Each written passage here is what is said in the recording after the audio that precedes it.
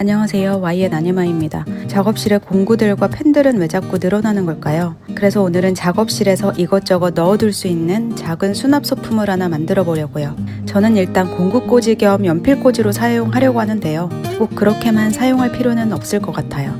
어떤 분은 화장품이나 브러쉬를 넣을 수도 있고 또 어떤 분은 작은 소품을 넣어둘 수도 있겠죠. 그래서 이번에는 용도를 딱 정해놓기보다는 사용하는 사람이 자기 방식대로 다양하게 활용할 수 있는 그런 소품을 만들어 보려고 합니다. 사실 샘플로 하나를 먼저 만들어 봤어요. 직접 만들어 놓고 보니까 높이를 조금 조정하면 더 좋을 것 같아서 이번에는 높이를 바꿔서 다시 제작해 보려고 합니다. 샘플은 샘플대로 꽂이로 사용하고요. 첫 번째 샘플은 박스 스티치까지 넣어서 조금 힘들게 만들었었는데요. 이번 두 번째 통은 박스 스티치 없이 조금 더 빠르게 완성해 보려고 합니다. 그리고 이번에는 뚜껑도 만들어 볼 거예요.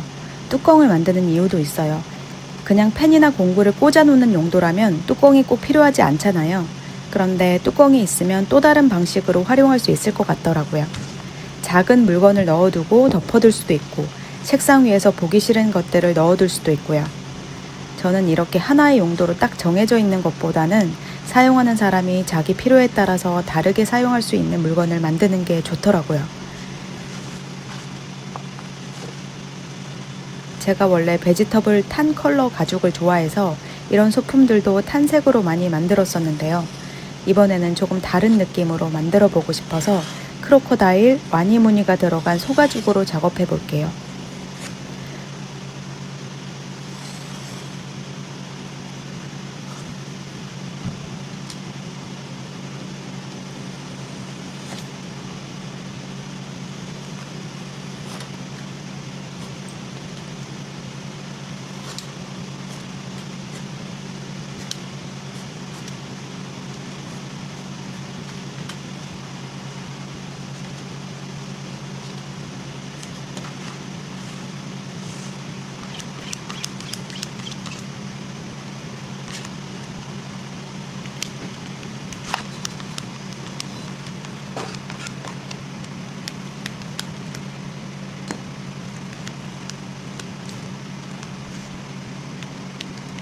소가죽에 이렇게 무늬를 찍어낸 것을 가죽 현장에서는 가다지라고 하는데요. 가다지는 일본어에서 온 현장 용어로 가죽에 열과 압력을 가해서 무늬를 눌러 찍어내는 작업을 말합니다. 예전에 제가 공장에서 일할 때는 가죽 작업에 사용하는 용어들이 거의 일본어였어요. 그래서 처음에는 저도 그게 싫었어요. 우리말에도 예쁘고 좋은 말이 많은데 굳이 일본어를 써야 하나 싶었거든요. 그래서 저도 되도록 일본어를 쓰지 않으려고 했었어요. 그런데 시간이 지나고 계속 이 일을 하다 보니까 저도 어느 순간 이런 용어들을 자연스럽게 사용하고 있더라고요. 이미 현장에서 오랫동안 사용해온 말들이라 다른 말로 바꿔서 표현하려고 하면 오히려 서로 알아듣지 못하는 경우도 있어요. 물론 이런 용어들도 시간이 지나면 조금씩 사라지고 새로운 말로 바뀔 수도 있겠죠. 언어라는 게 시대에 따라서 계속 변하는 거니까요.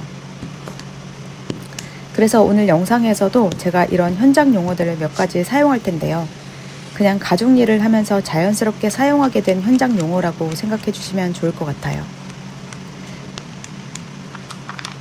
그리고 이 가죽은 약간의 고시가 있어요. 가죽에서 말하는 고시는 가죽이 탄탄하게 받쳐주는 힘이 있다는 뜻이에요. 너무 흐물거리지 않고 형태를 잡아주는 힘, 탄력이나 장력이 있다고 생각하시면 됩니다. 그래서 생각했던 것보다 보강제를 조금 약하게 넣어도 어느 정도 힘이 생길 것 같아요.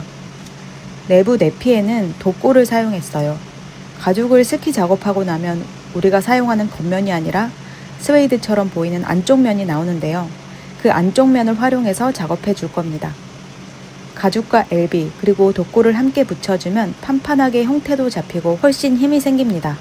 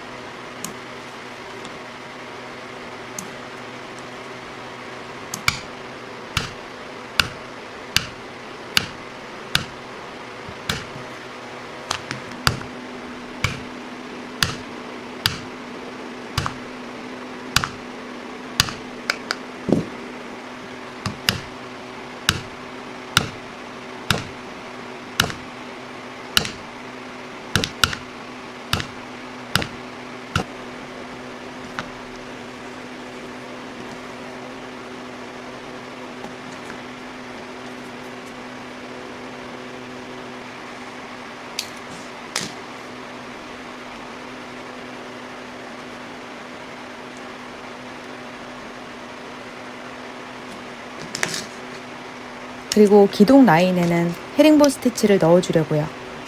실을 하나씩 꽉꽉 당겨주면서 작업해줍니다. 마치 옛날 유럽에서 입던 코르셋을 조여주듯이 하나하나 단단하게 조여주는 느낌이에요. 이렇게 실을 당겨주면서 작업하다 보면 기둥 라인도 자연스럽게 잡아주고 장식적인 효과도 더해집니다.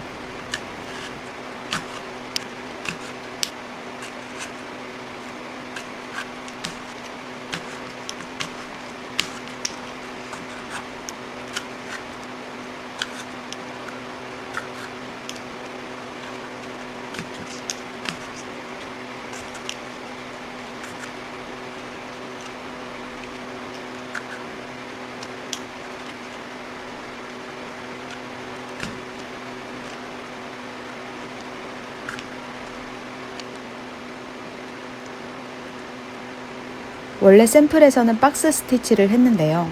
그런데 이 통은 생각보다 폭이 좁아서 이번에는 박스 스티치 없이 본드로 부착해 주려고 합니다. 이렇게 단단하게 붙여주면 사용하면서 쉽게 빠질 일은 없어요.